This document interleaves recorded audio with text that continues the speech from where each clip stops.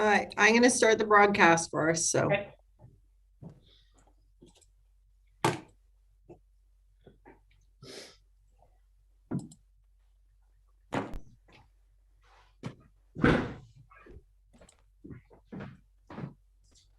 I'm missing my glasses.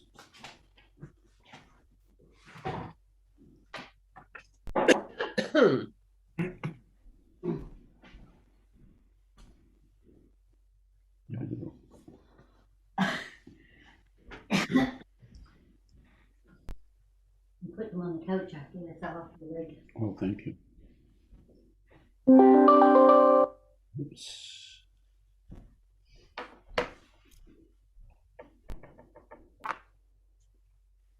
Okay, good morning, everyone. I'd like to call the meeting to order. We'll have a moment of reflection, please.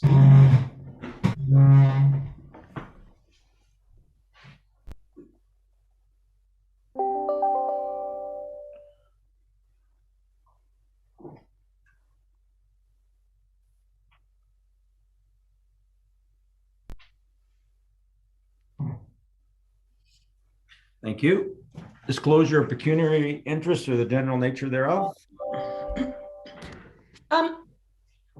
Councilor Cox.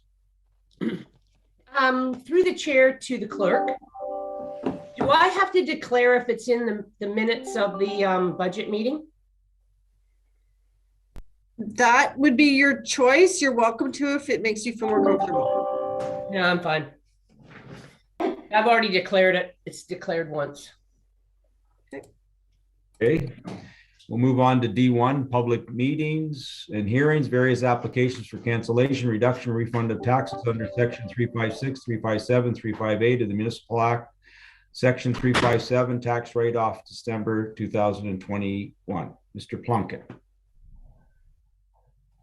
Did you want to speak to it? Or you're... Sorry, Mr. Mayor. I do not need to speak to it unless somebody has questions. Okay. Any member of council have any questions? Seeing none, Madam Clerk, do you have a motion?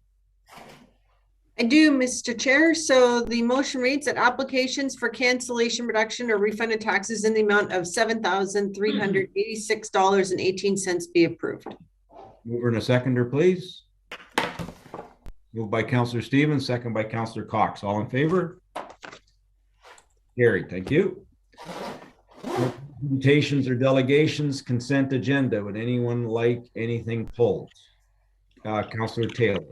Yes, F 2.3, please. F 2.3. Okay. Any others? Okay. Do we have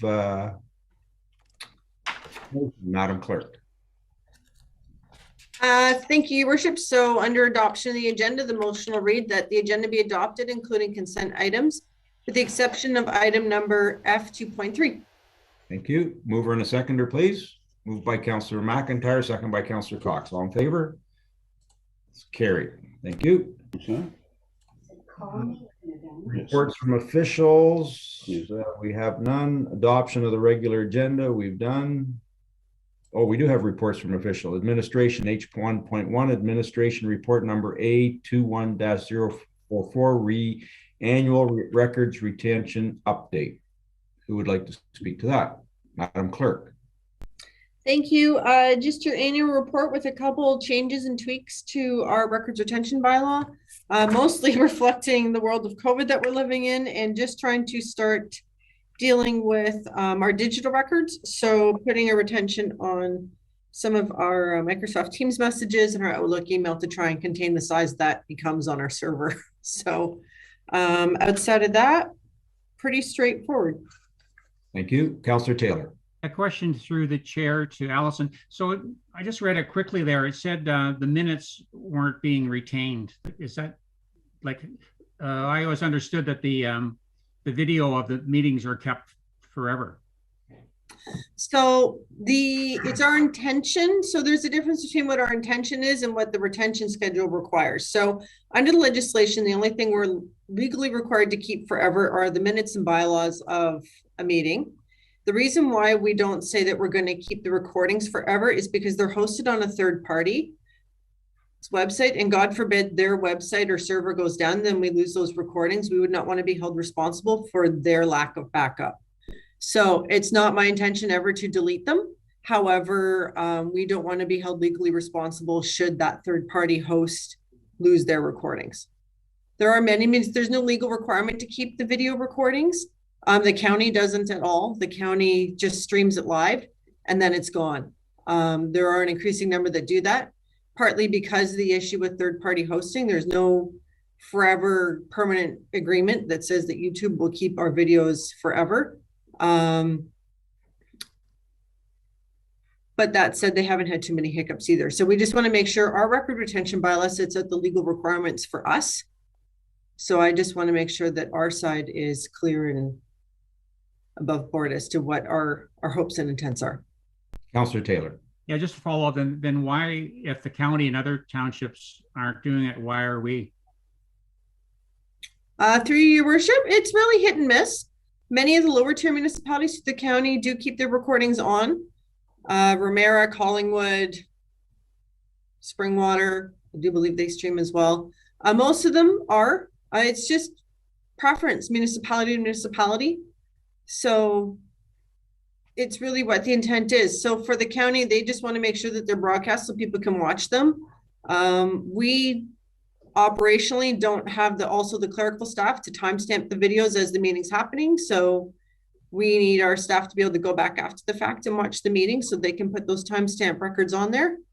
So there's a bit of an operational side of that as well. But down the road, we can look at having it stream directly and then delete if we wanted to. But I do think there's a value for the public there to be able to go back and see what was said at a meeting in the future. Okay, just thank you. And I'm just thinking if we're at risk or a third party at risk, I would follow the county's lead. That's just my opinion, but we maybe look at it in the new year. Absolutely. Thank you. Thank you. Any further comments? Mover and a seconder, or Madam Clerk, you have a motion? Certainly. So the motion reads that administration report number 821-044 dated December 1st, 2021 with respect to the annual records management update be received, and further that the recommended amendments to the retention schedules be approved and that the required bylaw be brought forward for consideration to council. Mover and a seconder, please. Moved by Councillor Betzwer, second by Councillor Stevens. All in favor? It's carried. Thank you. We'll down to new business. We'll go back to F 2.3. Councillor Taylor, you wanted to speak to that. Yeah, all of council received this email from Stephanie on November the 12th. And I know Derek's online there, but Derek, from a safety point of view, doesn't it make sense is that a logical spot to put a street light at Featherton Side Road and County Road 16? Through the chair, yes, so that is a county road intersection. So we believe, this correspondence will be forwarded to the county for their consideration as well. But as you may recall, the county has a pretty strict policy of not providing street light illumination on their transportation networks, and the municipality does have the authority to. So yes, absolutely, intersections with illuminations are generally safer than intersections without illumination, and it's not necessarily a requirement, but this would be a good thing to discuss with the County of Simcoe at this time. Councillor Taylor. Yeah, like not only is it an intersection for a township road getting on a county road, but it's the pickup spot for the high school kids. Deputy Mayor Dunlop. You're on mute, Deputy Mayor. You're on Holding mute. the wrong one down. So through the mayor to Derek, so if the county was to say, no, we're not going to do it, but it's our street, can we move it back a little bit and illuminate it anyway for safety's sake? Yeah, through the mayor, absolutely. So the County of Simcoe has permitted us as lower tier municipal road authority to install devices, including sidewalks and intersection signalizations within their corridors. It does take approval by the county. And yes, that could be a mid-year project addition for 2022, following some conversations first with the county to see if they would provide illumination at their intersection. Oh, so further to that, you're saying that they need to supply it, not the Township of Severn? Sorry, through the chair. Yes, so first, it is an upper tier municipal road authority intersection. So primary requests like this should go to the county first. If rejected, which is probably likely, the township could request consideration that we provide the light on our own forces and costs and operate that within their jurisdiction. Thank you. Mr. Burke, the cost of a street lamp, just curious, a rough idea? Certainly, through the chair. So generally speaking, the costs are anywhere from about $1,500 to $2,000. There are some additional fees for the initial setup through Hydro One. Thank you. Councillor Cox. Yeah, through the chair, to Derek and Mark, I totally agree. I think we should send it down to the county and that we should look at this. It's besides the fact of the dark, that's a busy road now. That Midland to Aurelia is really busy, and because they're high school students and they start so early, and even the public school ones when they get off at night too, but they're down the road a little bit. Anyway, thank you. Councillor Taylor. Yeah, just to follow up, if we could, through the chair, if Allison could let the respondent know that we're dealing with this, Stephanie Kennedy. Thank you. Any further comments? Madam Clerk, do you have a motion? I do, Your Worship. So the motion reads that the correspondence from Stephanie Kennedy regarding a street light request for County Road 16 and Festerton Side Road be received, and that the correspondence be sent to the County of Simcoe for review. Mover and a seconder, moved by Councillor Taylor, second by Councillor Cox. All in favor? It's carried. Thank you. Moving on to bylaws, Madam Clerk. Thank you. The motion reads that bylaws number 2021-78 through 2021-84 being or hereby read a first, second, and third time and finally passed. Councillor Taylor. Yeah, I have a question just on J1, the fireworks one.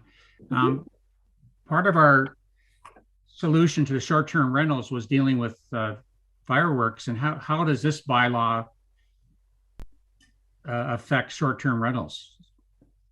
Madam Clerk.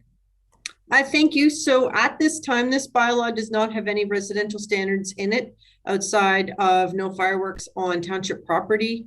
It really does deal with purely display fireworks, which is the direction staff received after the report came to committee a couple weeks ago. I am bringing a report to corporate services on the 8th with respect to all the good neighbor bylaws that were brought forward in the staff report as to which ones staff are recommending be dealt with in priority order.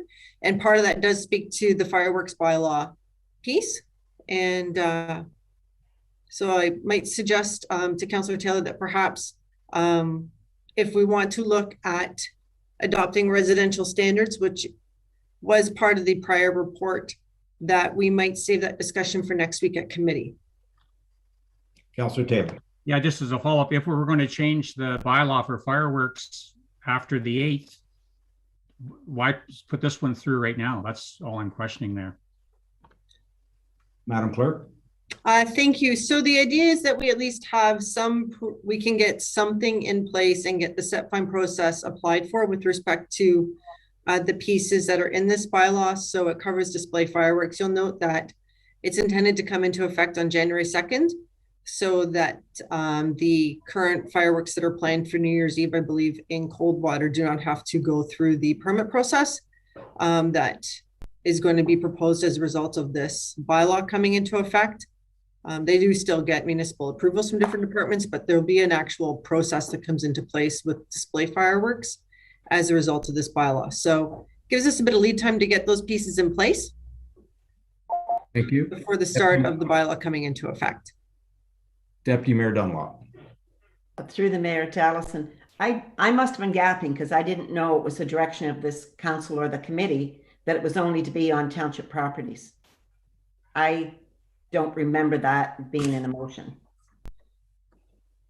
Madam Clerk. So when the report came forward to corporate services, there were 5 different options laid out in the staff report. One of them dealt with residential fireworks, or just what we call consumer fireworks on weekends only. There was stuff about licensing, and then there was a line in there about prohibiting fireworks on municipal property and bringing in regulations with respect to display fireworks. And in general, just doing more public awareness about how to handle fireworks, when they should be set off, that type of stuff. And those were, so at the end of the discussions, council did pass a motion to proceed with what's before you. So staff have brought forward, and we can always, council can always review it. Like I said, there is that report coming next week that will set out a list of bylaws that are going to come out of that short-term rental discussion that will start coming forward to council for review in the new year. So. Okay, thank you. Okay, any further comments? Madam Clerk, do you have the motion? I believe it's already been read, but I can reread it if council wishes. Oh, it has. Okay. Does any member of council like it to be reread? No? Okay. Mover and a seconder, please.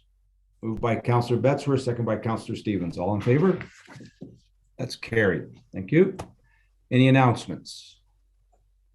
No announcements? No closed session. Confirmation bylaw, Madam Clerk. Thank you. The motion reads that bylaw number 2021-85 being is hereby read a first, second, and third time and finally passed. Mover and a seconder, please. Moved by Councillor Stevens, second by Councillor Cox. All in favor? That is carried. Oh, that brings us to adjournment. Motion, Madam Clerk. Certainly, that this meeting be and is hereby now adjourned at 9:15 a.m. Mover and a seconder, please. Moved by Deputy Mayor Dunlop, second by Councillor Stevens. All in favor? That is carried. Thank you very much, everyone. Have a good week. Bye-bye.